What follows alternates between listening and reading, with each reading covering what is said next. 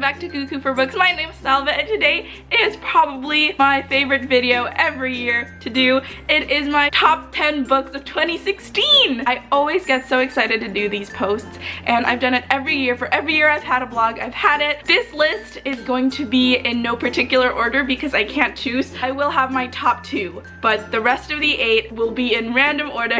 Let's talk about these books that I'm so happy about and that made my 2016 a great reading year. First on my top 10 list would be Catherine of Aragon, The True Queen by Alison Ware. Alison Ware is a very, very distinguished, excellent historical fiction author. This is my first book that I've ever read by her and I absolutely loved it. And I talked about this book in a wrap-up, I believe, and it's going to be the first of 6 books. Each book is going to be focusing on each of Henry VIII's wives. So this one was about the very first wife and my personal favorite, Catherine of Aragon. What I love about this book is that it was such a great historical fiction novel amidst all the crappy historical fiction novels I read this year. I did read quite a few stinkers, some of which were an absolute shame because while I loved the historical figure the authors were writing about, the authors just didn't write the books well. But this is a historical figure I loved and the author was just amazing and I loved it. Next up is My Lady Jane, also a historical fiction novel by Cynthia and Brody Ashton and Jody Meadows. I talked about this a lot. I did a review which you can watch over here. I never wanted to read this book. I hate alternative historical books, but I ended up loving this book and it's one of my favorite books of this year. For those of you who don't know, it's a retelling, an actual retelling, as in nothing is true to history, about Lady Jane Grey, who in history was only queen for 9 days before she was beheaded. Things are different in this book. Some people die, some people don't die, some people get turned into animals because that's what the authors wanted to do. Next up on my favorite books of 2016 is Transcendence by Caitlin Detweiler. The first book in this series made my favorite books of 2015 list and it is Immaculate and it was a Mother Mary retelling. What comes after a Mother Mary retelling, you might ask? It's a baby Jesus retelling, which isn't as weird as it sounds. I think it's an important read for today's universal worldly climate. I'm hoping that Caitlin Detweiler has more books up her sleeve and that they will be released next year and I'm pretty darn sure they will make my list. Next up, I'm throwing in some Filipino pride and we are putting No Love Allowed by Kate Evangelista on my list. I absolutely loved it. It's such a quick read. There are 2 more books in the series that revolve around secondary characters in this novel but who become main characters in their own right. And I think it's great because the characters are what makes No Love Allowed such a great book. They're so lovable and cute. It was one of the few contemporary reads I had this year and I ended up loving it. So that bodes well for the rest of my fledgling contemporary reader career. Next book on my 2016 list would be Dark Shimmer by Donna Jo Napoli. I've had books of Donna Jo up on my shelf that I've never ever read. It almost seemed like her books were exactly my kind of books and then I started reading it and then I didn't like it and I finally gave Dark Shimmer a go. It turns out I guess I just needed to grow up a bit. It's definitely fairy tale retellings for a more mature audience. It's very, very dark and very, very serious.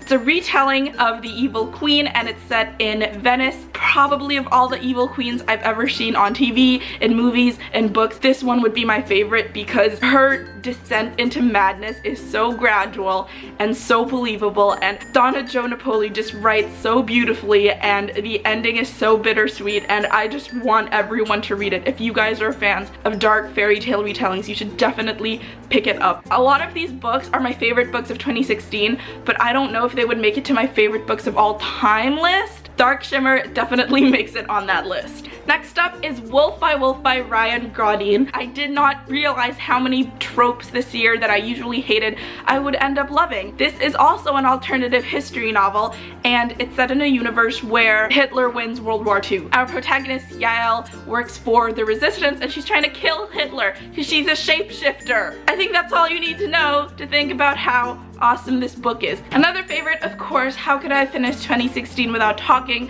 about Gemina and Illuminate and this amazing series. I won the arc of Gemina at the Bookworms Unite event and I was like, you know what, I'm not gonna let everybody else down. Everybody who actually wanted this arc, I'm gonna read it, I promise. It's set in space. As the author said, you can write about anything and just add in space and everything sounds cooler. There are plagues, ships, deaths, invasions, artificial intelligence, which I didn't like as much, but it did make it cool. Creepy, but cool. One of the series that made my 2016. I think if I'm gonna look back on 2016, I'll be like, oh yeah, year I read Illuminate and Gemina, and when it completely changed my life. Last 3 books, so we're almost to the top 2, and the one that barely made the cut would be Winter by Marissa Mayer. I'm sure this is on a lot of people's lists. It is the last book of the Lunar Chronicles. I feel like this is one of those books that alone it probably wouldn't have made my list, but just because it's the last book of one of, I think, the best series in YA in a really long time, it just makes the list by default. Maybe that's not the best way to advertise it, but you should definitely read the Lunar Chronicles if you haven't. And now we are gonna do my top 2 favorite books of 2016. My second favorite book of 2016 is The 1000th Floor by Catherine McGee. It's a dystopian version of Manhattan. There's a diverse cast of characters. It's set in this huge building, which is 1,000 floors. It says on the cover of the book that one of the characters dies, but you don't know which one it is. Drugs are involved, funky drugs, funky artificial intelligence, funky shopping, funky parties, just a lot of funkiness. Funky familial relationships.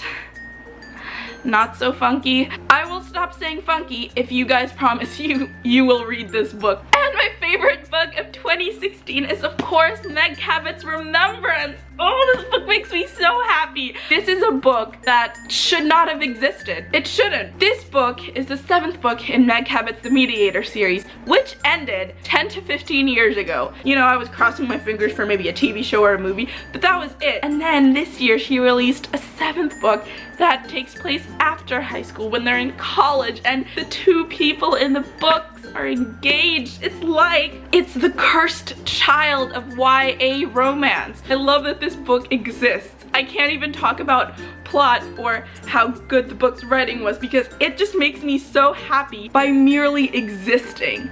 I think it could have sucked, which it didn't, and I would still have said this is my favorite book of 2016. Aside from actually existing, it was also such a great read and full of surprises that I never expected. I thought I had seen it all. I thought I was just gonna get, you know, some little fanfiction-esque scenes, and it was an actual novel.